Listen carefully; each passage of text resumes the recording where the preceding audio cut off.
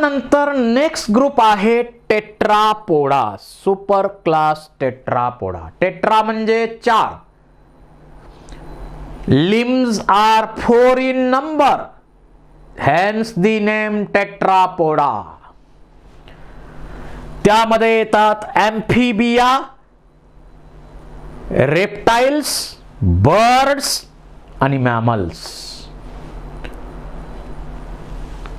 Super class Tetrapoda, त्यामध्ये group आहे amphibians. Amphibia म्हटलेलं आहे म्हणजे ते जमिनीवर पण राहू शकतात आणि पाण्यात पण राहू शकतात, म्हणून त्यांना आपण म्हणतो amphibians. They live in aquatic and terrestrial habitat and need water for breeding. जरी ॲम्फिबियन जमिनीवर राहिले तरी ब्रीडिंगच्या प्रोसेससाठी वॉटर पाहिजेच.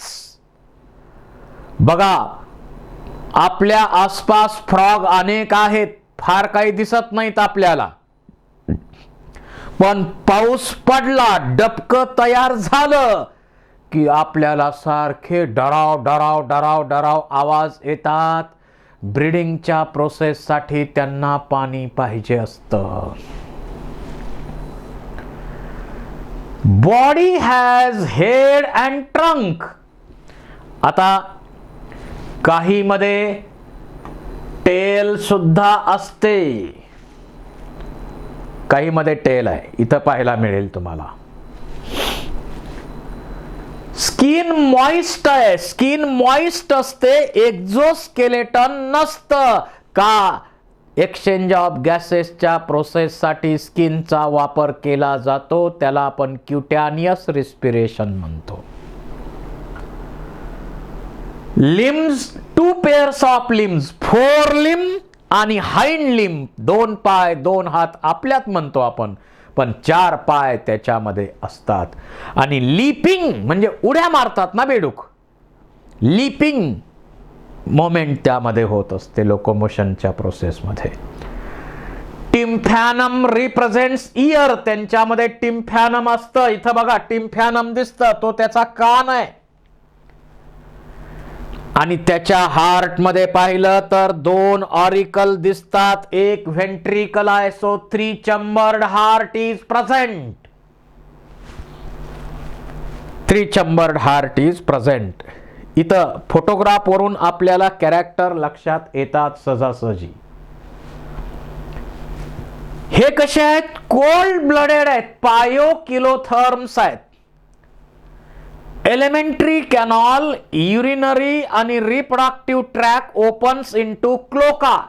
एका कॉमन अपर्चर मध्ये एलिमेंटरी कॅनॉल पण ओपन होतो, रिप्रोडक्टिव्ह ट्रॅक पण ओपन होतो आणि युरिनरी ट्रॅक पण तिथंच ओपन होत असतो क्लोकामध्ये.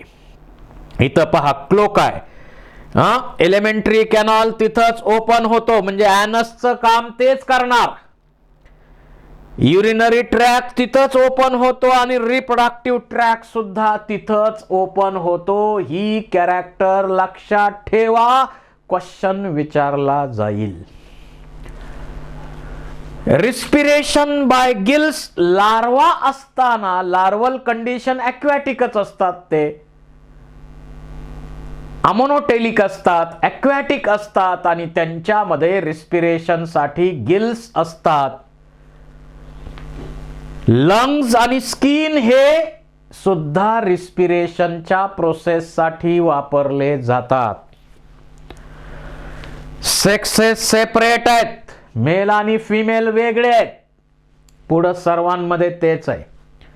एक्सटर्नल फर्टिलायझेशन म्हणजे मेल आणि फिमेल एकत्र येतात, गॅमेट्स रिलीज करतात पाण्यात, फर्टिलायझेशन बाहेर होतं आणि ते झायगोट, त्याच्यापासून अंडी तयार होतात, म्हणजे फर्टिलायझड एग. म्हणजे ओव्हिपेरस आहेत, ओव्हिपॅरस नेचर आहे, अंडी घालणारे आहेत हे. याची डेव्हलपमेंट इनडायरेक्ट म्हणजे मेटामॉर्फोसिस प्रोसेस इथं पाहायला मिळते. Egg to larva, larva undergo metamorphosis to produce adult. अशी टॅडपोल लार्वाच्या थ्रू यांची डेव्हलपमेंट असते. म्हणजे मेटामॉर्फोसिस आपल्याला इन्सेक्ट मध्ये आणि या ग्रुपमध्ये चांगली पाहायला मिळते.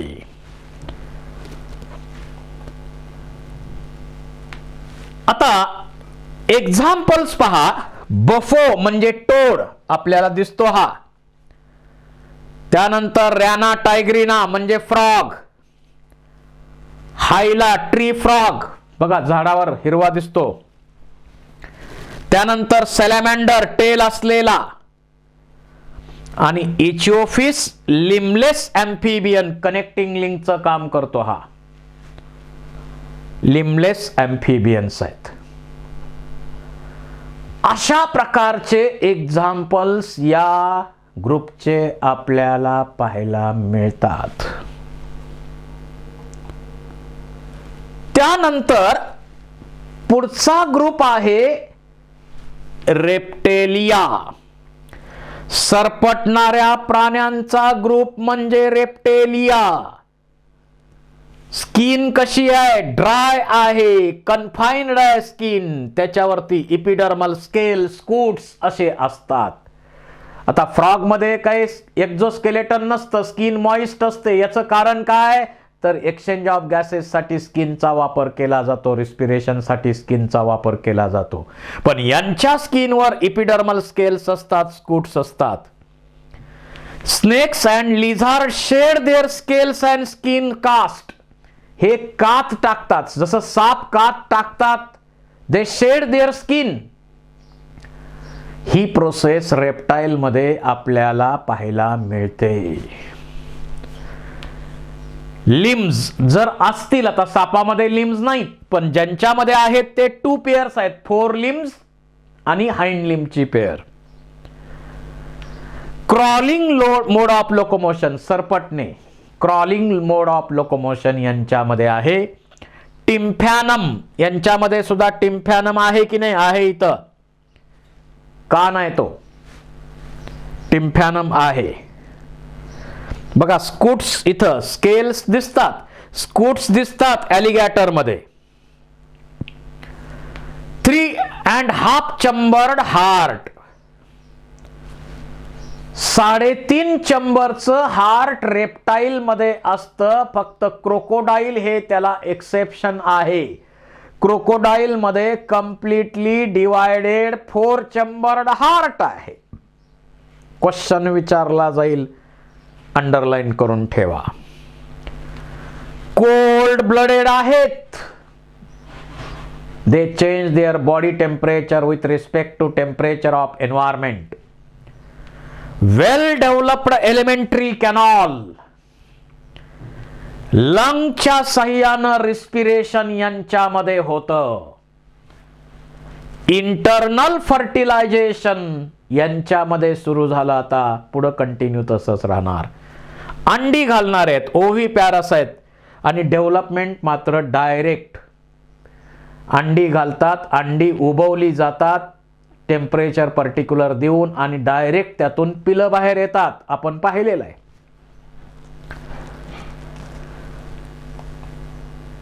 त्याचे एक्झाम्पल्स पहा.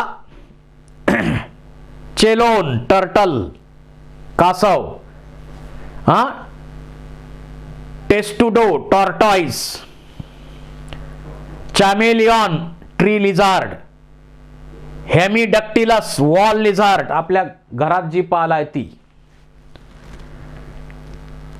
कॅलोटेस गार्डन मध्ये असणारी लिझार्ड, क्रोकोडाईल, ॲलिगॅटर, हे सर्व या ग्रुपचे एक्झाम्पल आहेत.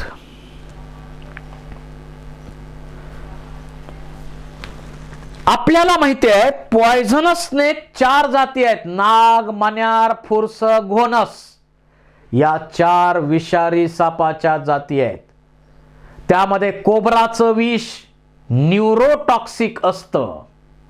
म्हणजे ते नर्वस सिस्टीम मध्ये, ब्रेन मध्ये जो मेडुला ऑब्लॉंगिटा आहे तिथं रिस्पिरेशनचं सेंटर बंद करून टाकतं.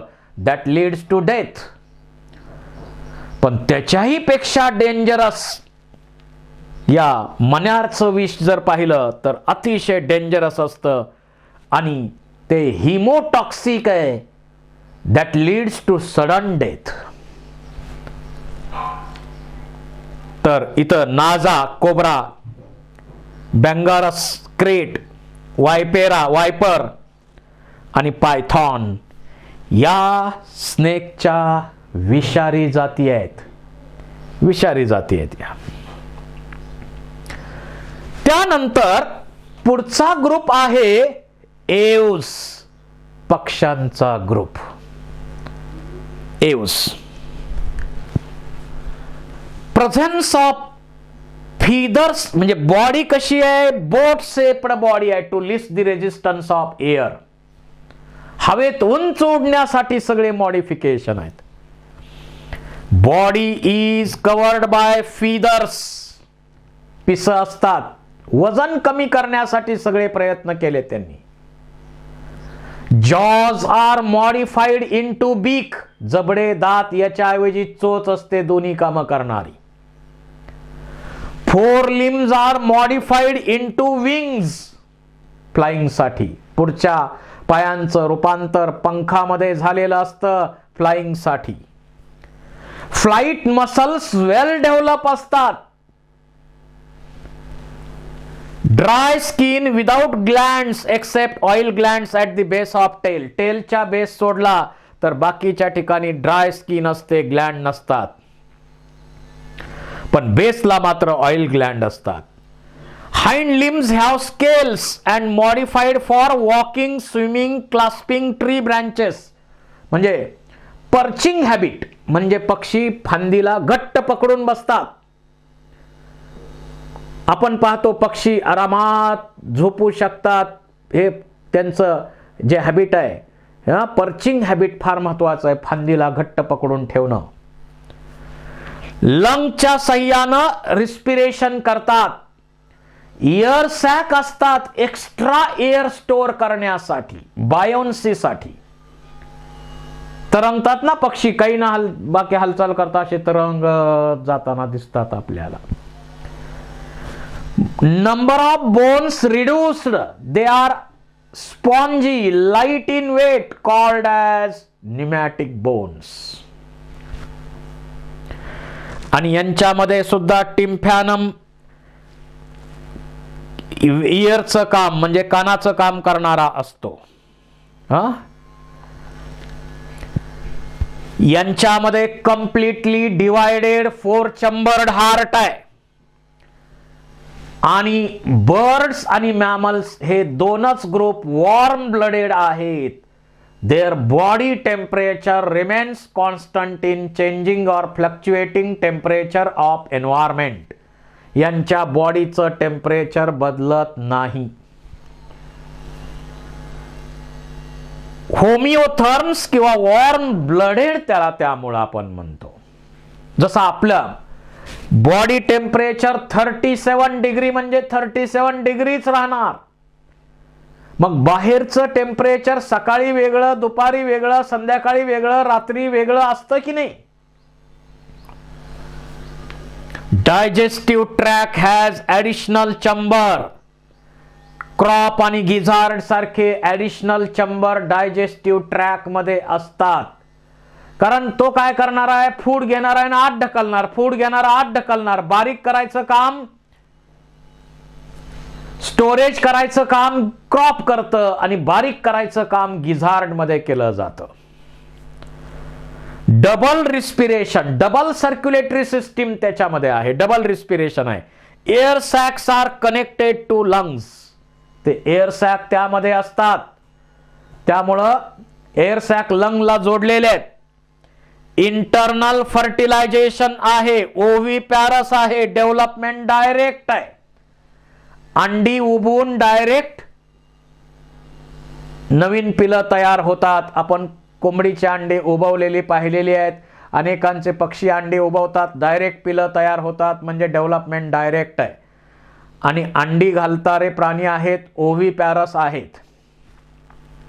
यांच्यामध्ये स्मेलचं सेन्सेशन तेवढं पॉवरफुल नसतं, पण sense of site is very very acute. Name पक्षाचा उंच घार आहे, खाली तिला साप दिसला, कधी घार आली, कधी साप पकडला आणि कधी उंच निघून गेली कळत नाही. नेम अतिशय परफेक्ट असतो. Sense of site is very very acute. He character आहे. या सर्व कॅरेक्टर्स आहेत त्यांच्या. एक्झाम्पल्स: कॉर्वस क्राव कावळा, Columba pigeon pigeon, Psittacula parrot, Struthio ostrich, peacock, penguin. असे अनेक एक्झाम्पल्स आहेत या ग्रुपचे. अनेक एक्झाम्पल्स आहेत या ग्रुपचे. इथलं त्यांचं जे बोन आहे, या ठिकाणचं जे बोन आहे, त्या बोनचा वापर असं असतं ते, आणि त्या बोनचा वापर चर्चमध्ये ते जे फादर असतात ते करतात. तर अशा प्रकारचा हा ग्रुप आहे एव्स, हवेत उंच ओढण्यासाठी मॉडिफाय झालेला ग्रुप. एक्सेप्शन असतील काही. लास्ट ग्रुप यामधला मॅमॅलिया, मॅमलचा ग्रुप. कॅरेक्टर्स काय? Presence of mammary glands. आपल्या यंगवनची नरिशमेंट करण्यासाठी त्यांच्यामध्ये मिल्क प्रोड्युसिंग ग्लँड असतात, mammary glands. Skin is covered by hairs. केस असणं हे स्किनची कॅरेक्टर दुसऱ्या कुठल्या ग्रुपमध्ये आहे का? नाही. Body is covered by hairs. 2 pairs of limbs for walking, running, climbing, burrowing, swimming, flying. वेगवेगळे उद्देश आहे प्रत्येकाच्या लिंबचे. आपण वॉकिंग साठी लिंबचा उपयोग करतो. काही जण रनिंग साठी करतात, काही जण क्लाइम्बिंग साठी करतात, बिळात राहणारे बरोईंग साठी करतात. वटवाघूळ असेल तर फ्लाइंग साठी करणार, काही जण स्विमिंग साठी वापर करणार. यांच्यामध्ये एक्सटर्नल पिन्नी, बाहेरचे कान असतात. आतापर्यंत टिम्फॅनम होतं, पडदा होता फक्त. हार्ट कम्प्लिटली डिवायडेड 4 चेंबर्ड यांच्यामध्ये आहे. वॉर्म ब्लडेड आहे. Their body temperature remains constant in fluctuating temperature of environment. त्यांच्या डायजेस्टिव्ह सिस्टीम मध्ये छाती आणि पोट, थोरॅक्स, ॲब्डॉमेन यांच्यामध्ये एक पडदा आहे, डायफ्रॅम नावाचा. वेल डेव्हलप्ड एलिमेंटरी कॅनॉल ही कॅरेक्टर आहे यांची. डेंटिशन हेट्रोडेंटाइप 4 प्रकारचे, इन्सिसर, कॅनाइन्स, प्रीमोलार, मोलार 4 प्रकारचे दात आहेत. थिकोडेंट, प्रत्येक दात स्वतंत्र कॅव्हिटी मध्ये, सॉकेट मध्ये फिट केलेला आहे, थिकोडेंट. डायफोडेंट, यांच्यामध्ये दुधाचे दात आणि नंतर परमनंट टीथ असे 2 सेट मिळतात. Respiration takes place by lungs, ही तर कॅरेक्टर आपल्याला माहीतच आहे. Sexes separate, fertilization internal. Male आणि फिमेल वेगळे आहेत, फर्टिलायझेशन इंटरनल आहे. काही आता डकबिल्ड, प्लेटिपर्स, स्पायनी अँटीटर असे ग्रुप जर सोडले तर बाकीचे असे ग्रुप कसे आहेत? ओव्हीपॅरस मॅमलचे ग्रुप आहेत. प्रोथेरियन मॅमलचा ग्रुप, ज्यांच्या कॅरेक्टर डकबिल्ड, प्लेटिपस, स्पायनी अँटीटर आपल्याला पाहायला मिळतात. त्यांच्यामध्ये मेल आपल्या यंगवनला नरिश करतात, ही एक वेगळी कॅरेक्टर आहे. आणि मॅमल असून अंडी घालतात, ही पण यांची वेगळी कॅरेक्टर आहे. बाकीचे सगळे विवी पॅरस आहेत, पिलांना जन्म देतात डायरेक्ट, डेव्हलपमेंट डायरेक्ट आहे यांच्यात, लार्वल स्टेज नसते, लार्वल स्टेज नसते यांच्यामध्ये. आता प्रोथेरियन हा प्रिमिटिव्ह मॅमलचा ग्रुप आहे की ज्याच्यामध्ये spiny, anteater, duck billed, platypus हे ग्रुप येतात. त्यांच्यामध्ये मेल सुद्धा आपल्या यंगवनला नरिश करतात आणि दुसरी मेल मध्ये मॅमरी ग्लँड फंक्शनल आहेत आणि अंडी घालणारा मॅमलचा हाच तो ग्रुप क्वेश्चन बनू शकतो, लक्षात ठेवा. त्याच्यानंतर इव्होल्यूशन होऊन काय झालं, कांगारू सारखे मार्सुपियल अस्तित्वात आले. हे जे इमॅच्युअर यंगवन आहेत ते इथं पाऊच असतं, पाऊच असतं, त्या पाऊच मध्ये ते यंगवन राहतात.